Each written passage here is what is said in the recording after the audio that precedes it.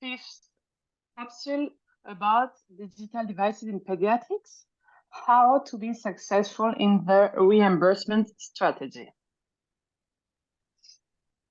So for that, if we go in the next slide, we will have a 45-minute training capsule where we will have the session recorded and shared after the training capsule. During the session, interaction is welcome, so don't hesitate to jump and ask for question to our speaker. And if not, we will have a Q&A at the end of the call where you can ask your question in the chat or ask directly to our speaker. And if we go to the next slide, just to introduce you a bit about what i4Kids Europe is. It's a European project that comes from the lack of European focus on pediatric innovation. So in Europe, pediatric innovation is still elusive, and health innovation tends to focus more on elderly people with, for example, children treated with adult devices adapted by the clinician. And we also saw that there was a fragmentation in the European ecosystem.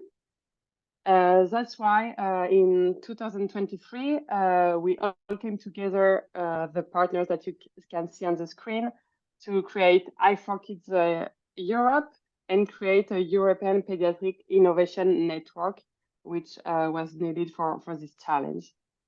It is led by Hospital San Juan de Deo and enlarge the current i4Kids initiatives that they have at national level and aim at allowing synergies and reduce differences between strong and emerging innovator ecosystem, as well as strengthen the innovation competitiveness of the European pediatric sector.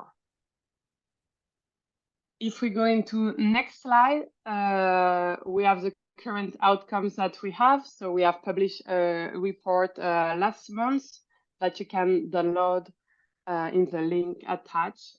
And it is tackling the challenges that are existing. And thanks to this report, we are creating some working groups, and you are invited to join next week our working group final webinar on May 21, which will tackle some solution and recommendations that we have identified. And finally, we are here today for our training capsule number 5, which is part of our 12 capsules that we have. So if we go into the next slide, I would like to present you the topic of the day. So as I mentioned, the report published, we have identified the reimbursement pathway as one of the most crucial barriers in Europe in pediatrics. So this session will delve into the lessons learned and key aspects of the reimbursement pathway, as well as guiding us on how to navigate the reimbursement process effectively. And for that, I'm really glad to present you our speaker of the day, Torsten Christann. So please, Torsten, the floor is all yours. Thank you very much, Charlotte, for inviting me. And it's my pleasure to support the i4Kids Euro program. So we are talking today about how to be successful in the reimbursement strategy, or how to navigate through the different reimbursement options. Why do I think we, Digital Oxygen, are the right partners to talk about it? Because that's what we do on our day-to-day business. So we have 5 consultants based in Munich. Our main customers are medtech and pharma companies, but also startups. And our main focus of expertise is market access, reimbursement, and go-to-market strategy. So when you look at the left, who are our clients? As I said, it ranges from startups, young companies, but also to multinational companies. Some background information about myself. So I've been working now for more than 20 years in the medtech and pharma industry. I started my career at Johnson & Johnson, then moved to Becton Dickinson. I had the typical corporate career from sales to marketing, market access, reimbursement, business development, small business unit, big business unit. And then in 2022, moved into consulting to Digital Oxygen. And since then, I have been supporting companies on their digital health go-to-market strategies, and also looking for market access and reimbursement approaches for their digital therapeutics. The most well-known market access pathways for digital therapeutics are in Germany, the DIGA framework, which we accompany from the very beginning back in 2020. And we also support our clients on the French PECAN framework. So you already said, Charlotte, market access and reimbursement, especially reimbursement, is a crucial aspect of every successful business strategy in healthcare. Now, we are in Europe. We do not, unfortunately, have one market access framework or one reimbursement framework. It's not like you go to one single entity and then you have access to those 380 million people in Europe. So quite different compared to the US. And even more difficult when you look at digital therapeutics, whereas every country in Europe has already a very well-established market access and reimbursement framework for medical devices or pharmaceuticals. With regards to digital therapeutics, we are just at the very beginning of established and standardized programs. So now looking at which countries are at which stage of having those frameworks in place.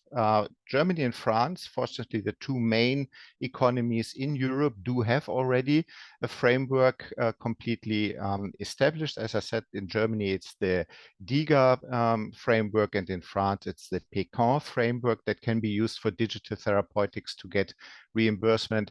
Also, Belgium, as a third country, has established a framework where you can, as a digital therapeutic, a digital device, can get in a standardized way reimbursement. Austria just announced a year ago the Digital Act Austria, but still needs to work on the requirements and how it's going to be implemented.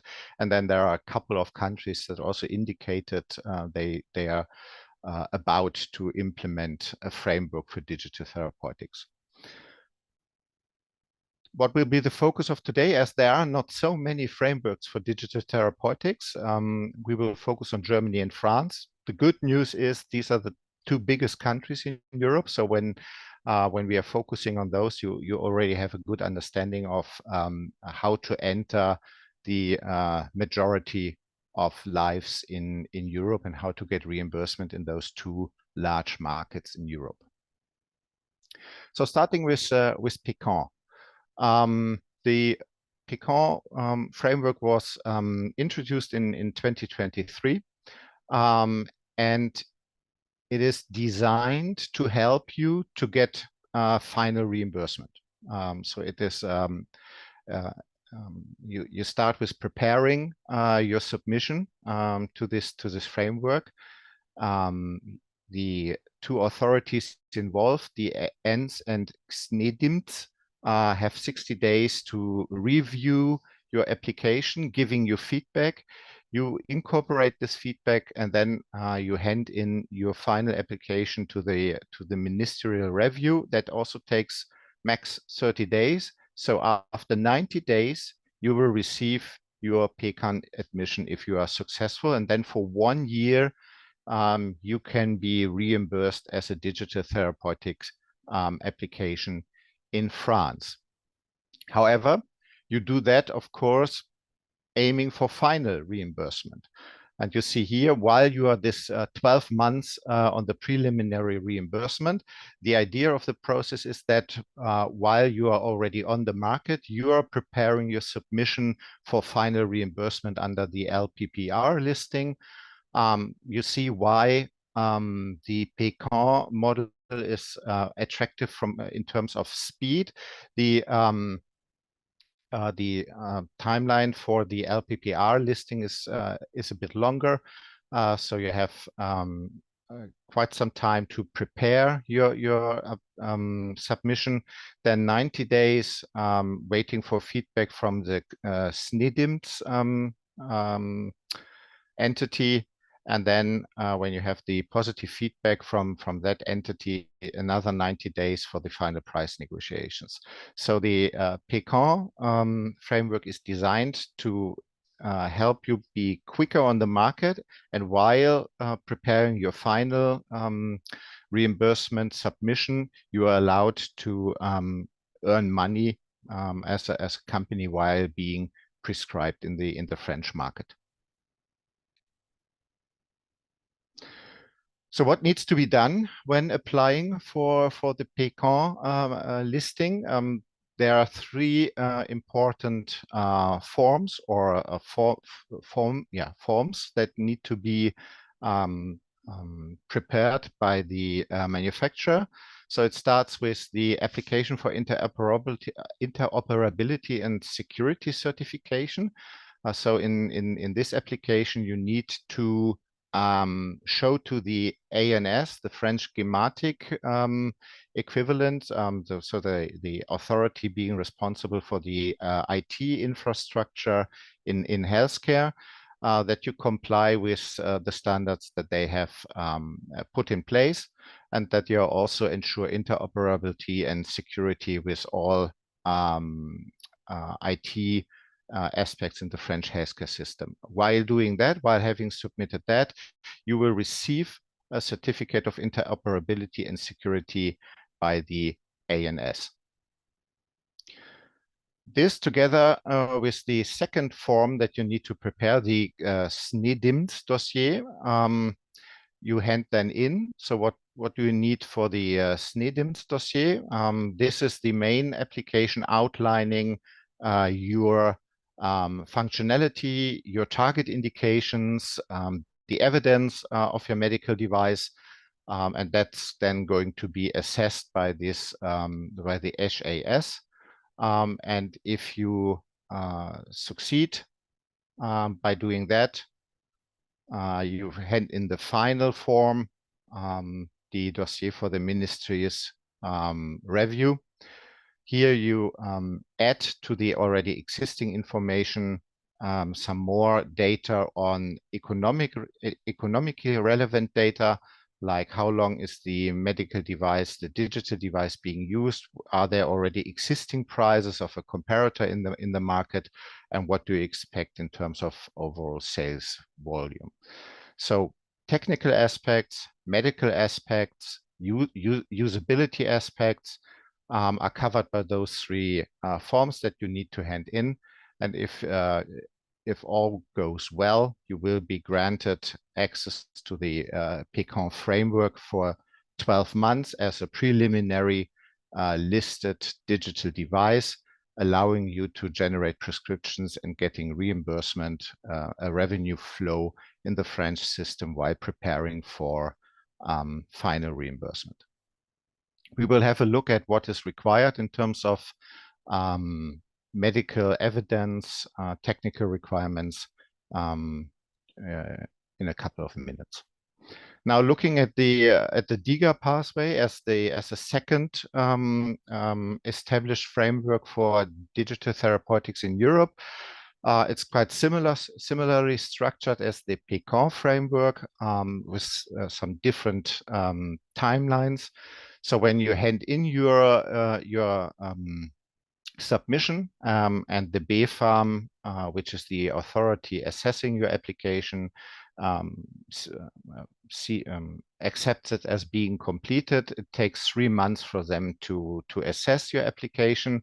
If the BfArM is not happy with your application and do find some holes and gaps in your application, this process can take up to 6 months.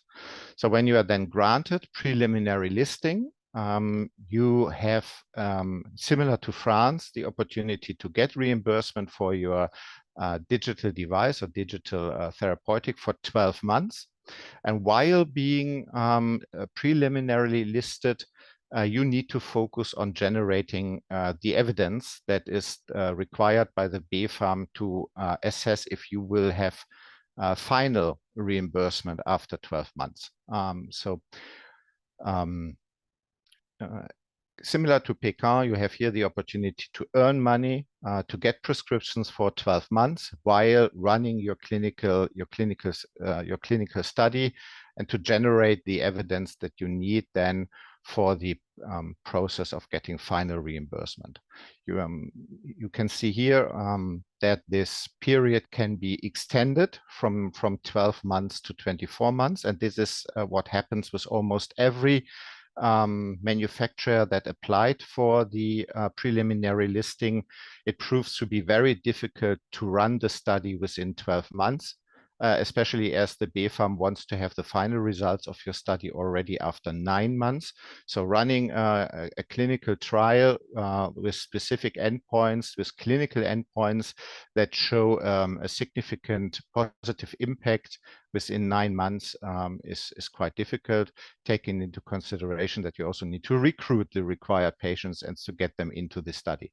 So in reality, this phase of preliminary listing takes up to 24 months because most manufacturers do ask the BfArM for an extension. And as the BfArM, the authority, really understands that running high quality trials in 9 months with meaningful results is really difficult.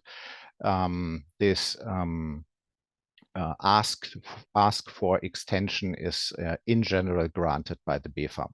So when you have your final dossier ready, you hand it in, and then the BfArM takes up to 3 months to evaluate your dossier. And if you succeed to prove your endpoints, then you are granted final listing, and within the next 6 months, your final price will be negotiated. So again, also quite similar to the PECAN, 12 months preliminary listing. In contrary to PECAN, it can be extended to a longer preliminary listing timeline, allowing you to generate your data while already being in a position to get reimbursement for your digital device.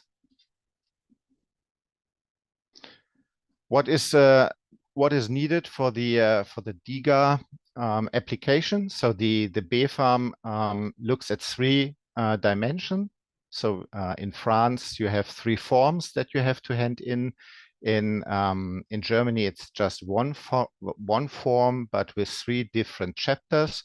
So the first one is the conceptual chapter, where you need to show that the positive healthcare effect of your digital device is generated through a main digital function. So, for example, if your device would only be a sensor and tracking specific data, and in an app showing your data, that's not a positive healthcare impact. It's simply a monitoring device.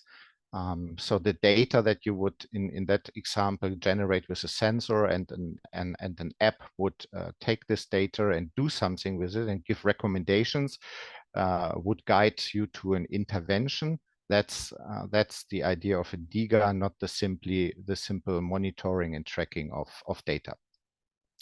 What you have to have is a diagnosis for your medical device. So you need an ICD-10 code as an indication in which doctors and nurses would prescribe your product. So if there is no illness, there is no DIGA. That also means that prevention is not possible, as preventing something is not being perceived as curing an illness, unfortunately. So from the second chapter you need to look at is a technical chapter. There are approximately 130 technical requirements that the BfArM is checking during the 3 or 6 months approval process. These are technical aspects like an QM system in place, being compliant with data security requirements, data privacy requirements, and also similar like in France, interoperability with the German IT infrastructure in the healthcare system. And the final chapter is evidence. What you have to hand in when you go for preliminary listing is a systematic analysis of your pilot evidence. So you have to have already some clinical evidence ready. You also need to then hand in your study protocol, the systematic literature research, and the statistical analysis plan for the final clinical study that you're running while being preliminarily listed as a DIGA. So in France, there were two authorities being involved, similar in Germany.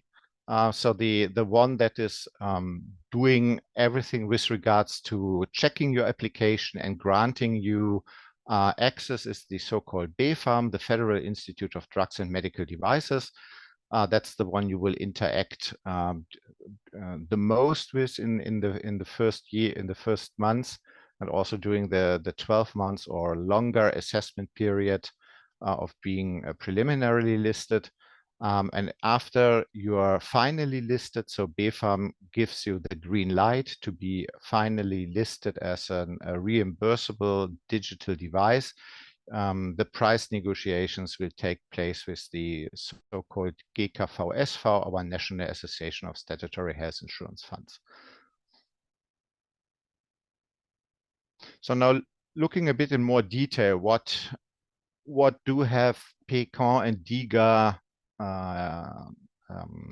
or what is similar between PECAN and DIGA, and what is different between those two pathways.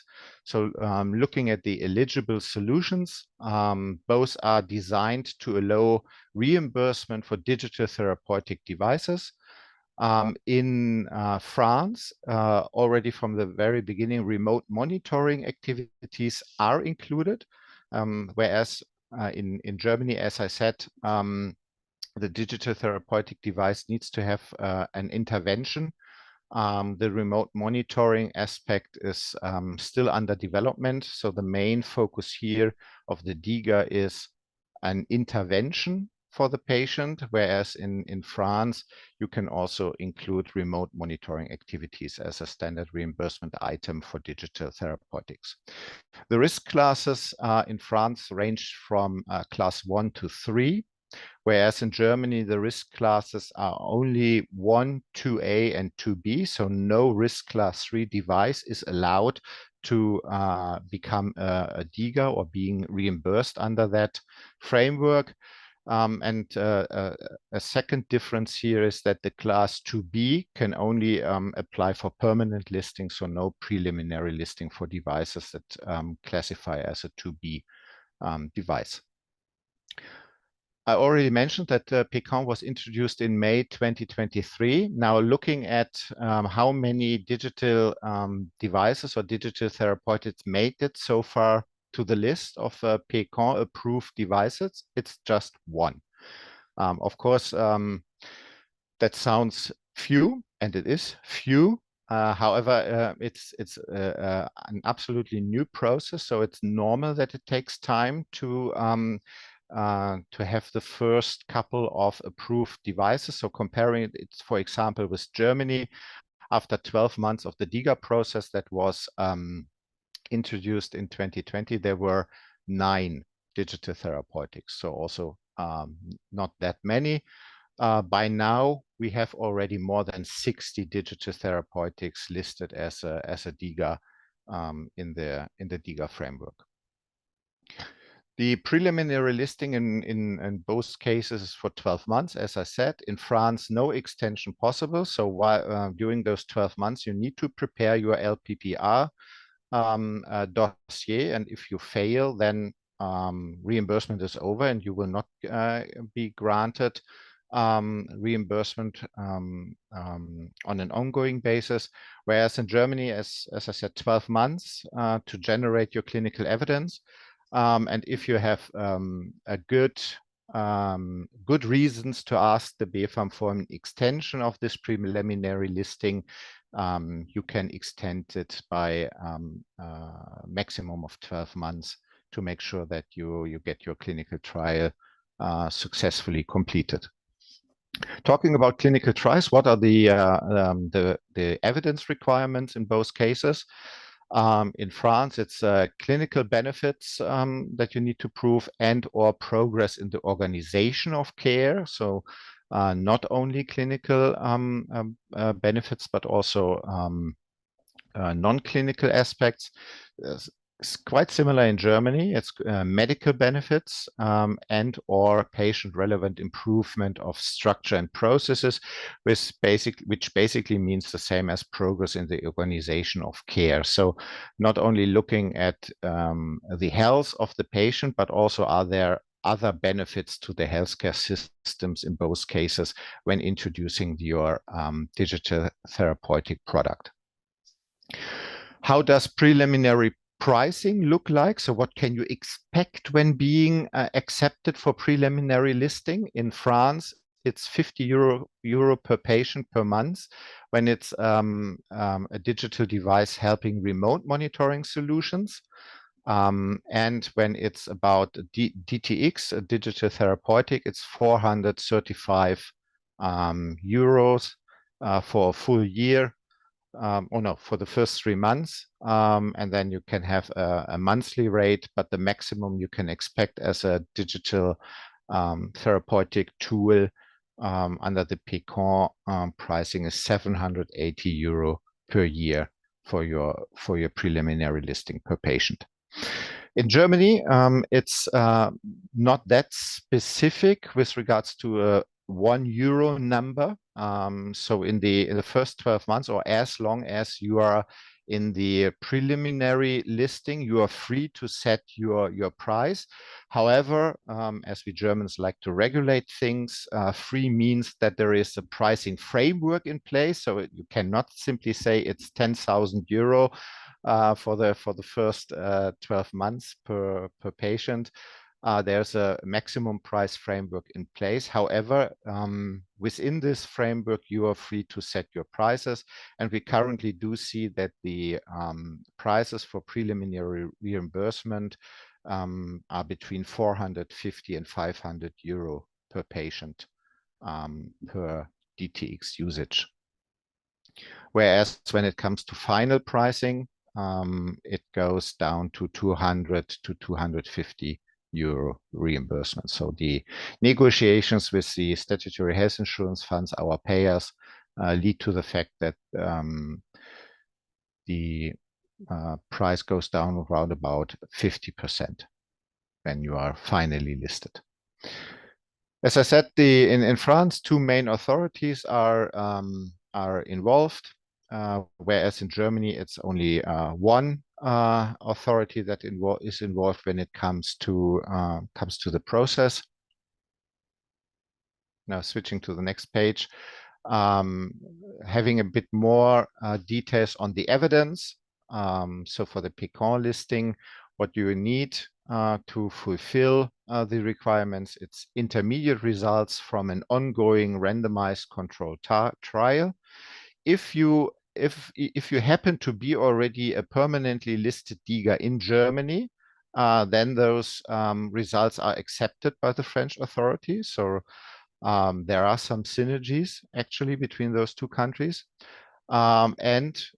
Interestingly or positively, the data that you are presenting doesn't have to be necessarily from France. Of course, when you take the DIGA data from Germany, the data will be from Germany, but it doesn't have to be Germany. It can be any other European country where you have generated your evidence.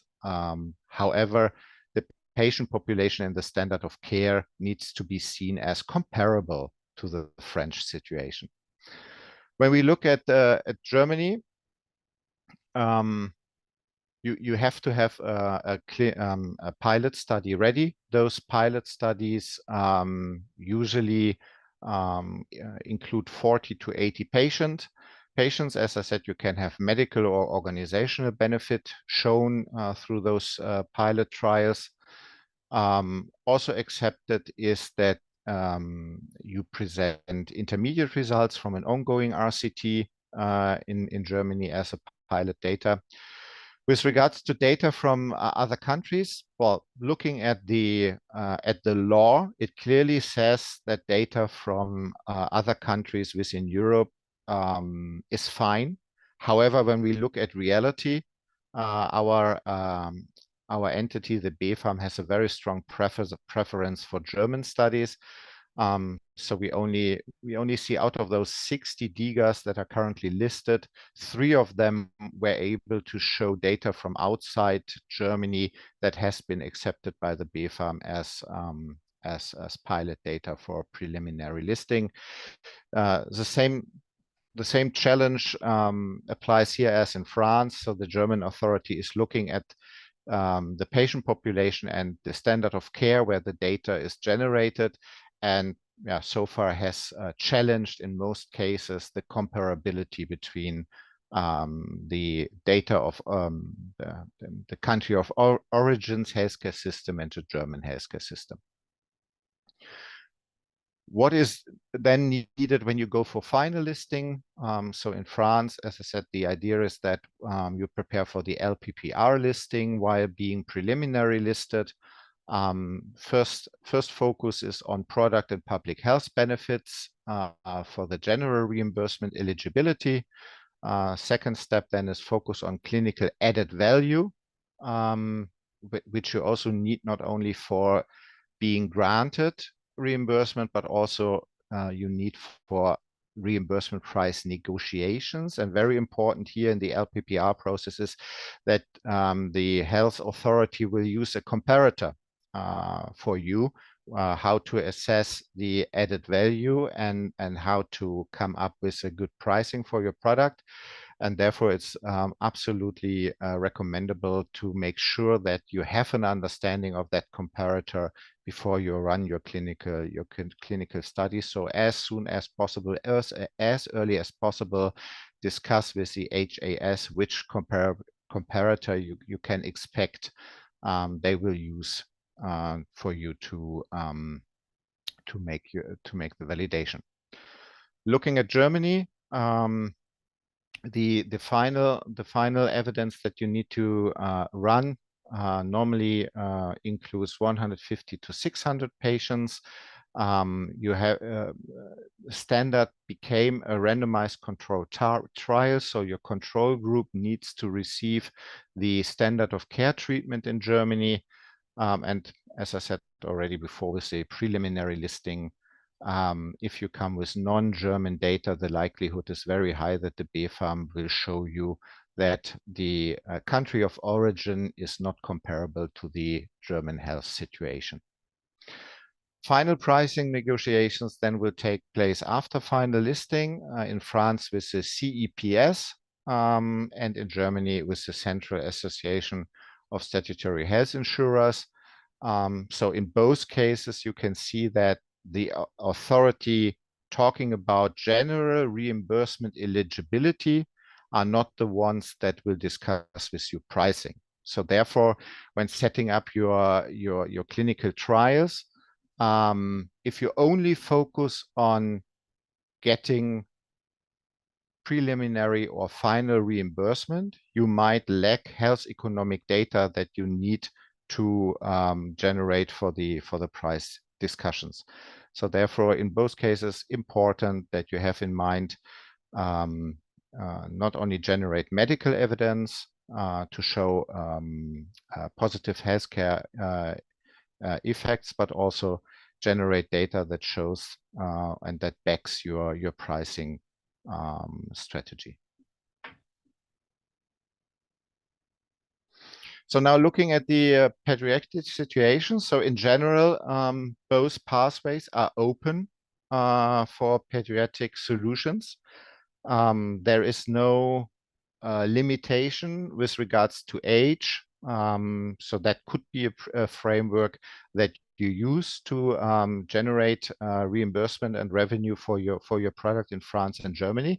However, reality is that in both frameworks, no pediatric solutions so far applied for reimbursement. Well, In France, with being in place since 2023, it's quite understandable that there has no pediatric solution yet being part of the process.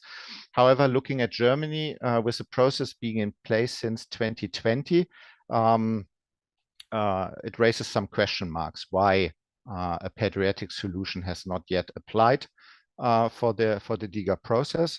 From my point of view, there are two aspects why manufacturers did not yet decide to do that. When you look in more detail at the requirements and the study you need to run, it's quite expensive to run such a study.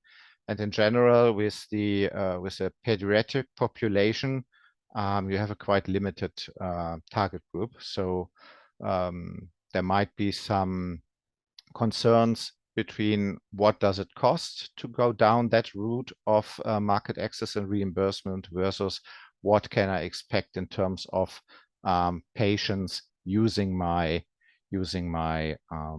solution. So what does it mean? The good news is there are other options to get into the healthcare system and to get reimbursement.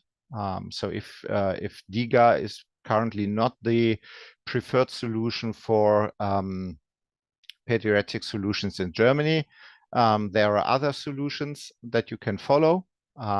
We talked about the DIGA Fast Track program, but there are 3 other options that are open for you as a digital therapeutic pediatric product producer.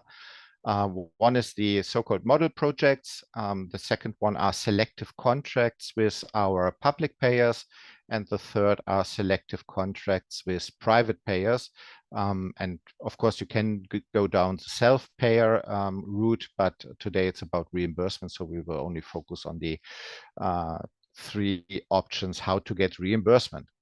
So looking at the model projects, these are projects that are designed to show new procedures on organizing, financing, and funding healthcare in Germany. As you can see, the project is allowed to run a maximum of 8 years. So that gives you already quite an understanding that the idea is not so much on a single product, but more on how to in general reorganize specific procedures, specific care given to specific patient groups. So there, it's also not you as a manufacturer who can apply for that. You need to work together with expert associations like medical associations, and you have to have a payer that supports your idea. So it's a quite heavy process, a lengthy process, and definitely not recommended for a single pediatric solution. More interesting and more let's say practical are selective contracting options. In Germany, we have two groups of payers. We have the public payers covering 90% of the lives in Germany, 10% of private payers, 10% of our population is covered by private payers. And with both of those groups, you can engage into bilateral contracts. So case-by-case reimbursement for your product. Of course, there need to be some requirements fulfilled. So you also have to show that you are secure, data privacy and data security requirements are met, and that you are somehow generating a positive healthcare impact, but absolutely not comparable to what you need to prove going down the DIGA pathway. And with the private payers, it's the same. Also, bilateral contracting. You need to show the payer why your product generates a positive outcome for their insurees. Even lower requirements with regards to evidence compared to a selective contract with a public payer, as the authority of the private payers is not that rigid on medical evidence, and therefore both options do offer you a good alternative, in at least in Germany, to enter the market compared to the DIGA fast track process. The downside of going down the selective contracting pathway is, as I said, it's a case-by-case, payer-by-payer approach. So you have in Germany at least 96 payers. If you have a contract with one payer, you are only covering the lives that are insured with this single payer. So in order to have a national coverage, you would probably need several selective contracts to get a significant amount of patients being able to use your product. That's the downside of going that way. However, compared to DIGA, much less investment required from your side in terms of generating medical evidence, and therefore it might be a good option to go step by step, generating first revenue, generating first patients, results, first insights, and then go from payer to payer.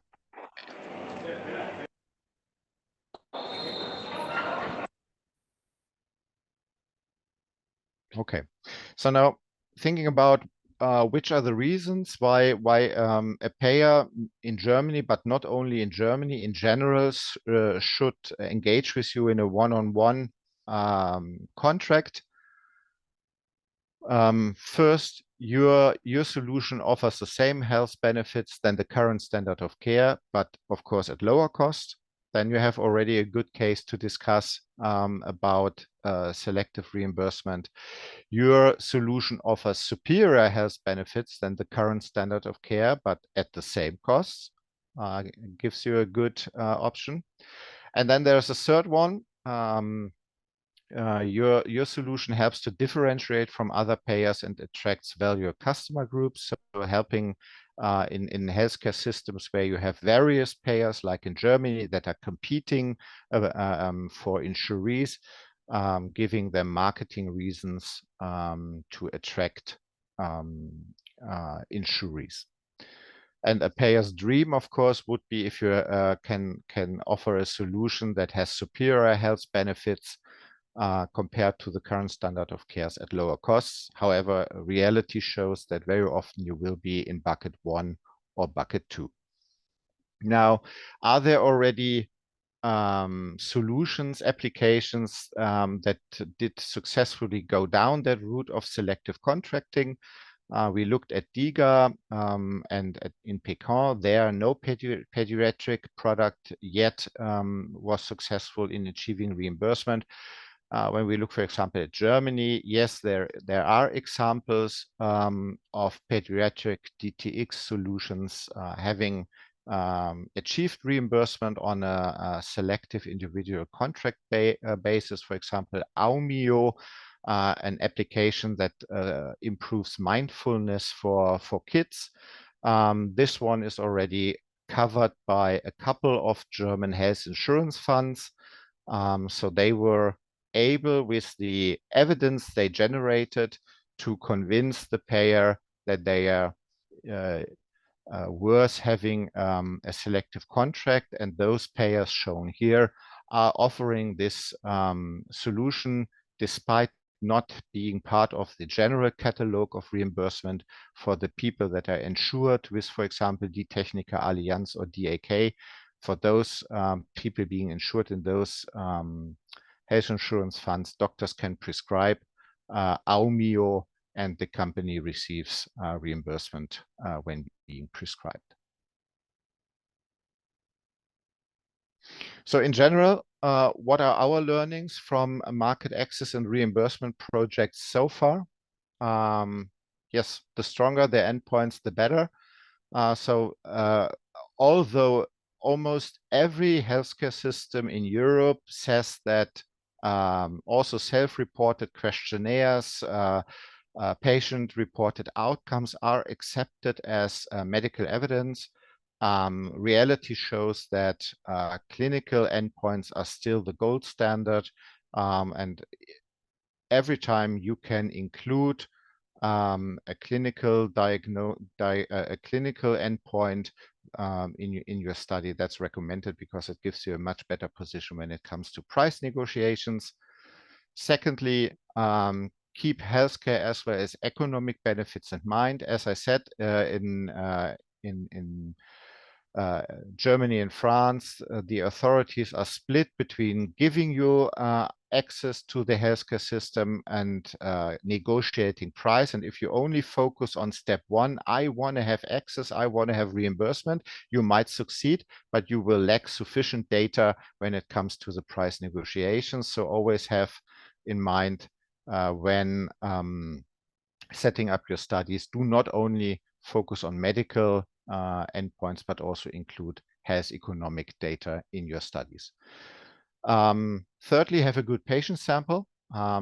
Reality also shows that the authorities, when granting you access to preliminary reimbursement, are looking at subgroup analysis. And if one of your subgroup fails to show a positive healthcare effect, this subgroup will be excluded from reimbursement. So, for example, in Germany, we had a very prominent example that in terms of obesity, the manufacturer showed a very convincing trial and fantastic study results. However, 85% of the patient populations in the study were female, and therefore there was no reimbursement for male people in Germany until the manufacturer rerun the trial with a significant amount of male participants. And last but not least, try not to outsmart the healthcare system. In both cases, France and Germany, and for sure also in other healthcare systems in Europe, if you have the opportunity to discuss and get feedback from the authorities, do it, because reality shows if you have not listened, you might have forgotten something, you might have overseen something, and then it can be quite expensive to redirect or recorrect your clinical study, redesign your product because one of the requirements is insufficiently met. So yes, engage with authorities, listen to authorities, and incorporate feedback. And the good news is that authorities are open to discuss with you, as in our experience shows with France and Germany. They do want that those frameworks they put in place show success. And for them, success is having products being reimbursed under those frameworks. If you introduce a framework and after 5 years no product is reimbursed under that framework, that doesn't shed good light on you as an authority, as the gatekeeper of the healthcare system. So they are open to talk to you. They will not be always open to the arguments you bring to them. Discussions can be tough. However, if you incorporate their feedback and if you collaborate with them, the process can run much smoother and in the end less costly for you, as you do not have to correct mistakes in the end. So with that, I'm done for the time being. If you have any questions, please do not hesitate to raise them now. Write me an email afterwards. More than happy to discuss with you either now or in a one-on-one later on. Thank you very much. Thank you so much, Torsten, to share with us all the different reimbursement pathways to reach reimbursement. I don't know. I see there is no question in the chat, but I don't know if someone wants to raise one question now.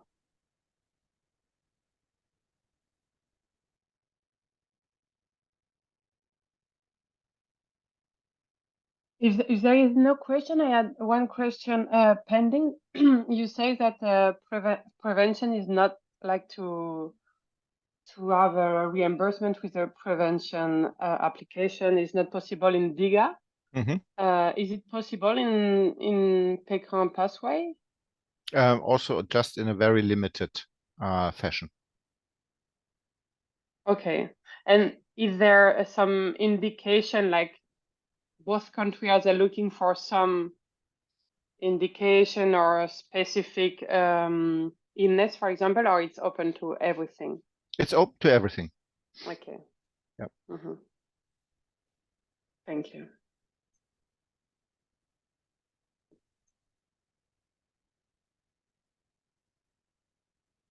Well, I think if there is no question left, thank you a lot for your attendance. Don't hesitate to reach out to Torsten for more questions. We have a last question. Sorry. So let's take this one. If you wanted to go into prevention, which of the alternative reimbursement pathway would you choose? Yeah.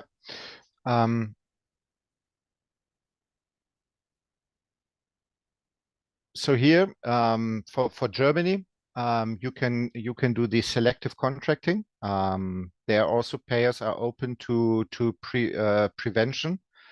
Again, the downside is you need to go from payer to payer. There is a German national prevention program that you can apply to.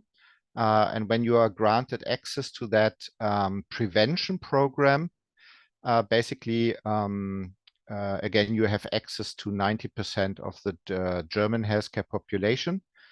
The downside of that one is that if I want to have a product or a DTX out of this prevention program, me as a patient, I have to finance the program, the tool first myself. So I need to pay for it and then hand in my bill to my health insurance fund. So that's why those national prevention programs are not that famous, and a lot of patients do not like those programs because you first need to pay for it and then get your money back, whereas in every other case, the German healthcare system is designed in a way that no money is involved from the patient. So that's why that's the downside. So if you want to avoid that patients first pay and get the money back later, you can create a selective contract with a health insurance fund, and they can make it then available to their insurees without any payment.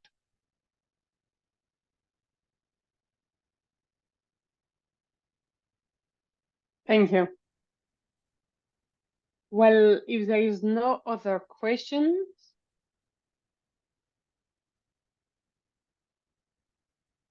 I don't think so. So thank you so much, Torsten. It was really interesting all what you shared with us and really crystal clear. So happy to hear. Thank you. We will follow up so you can stay up to date with our current activities and our next training capsule that will take place at the end of June. So that being said, thank you, Torsten. Thank you, everyone, to join this training capsule, and hope to see you soon. Thank you very much, and have a nice day. Thank you. You too. Bye. Thank you. Bye. Bye-bye.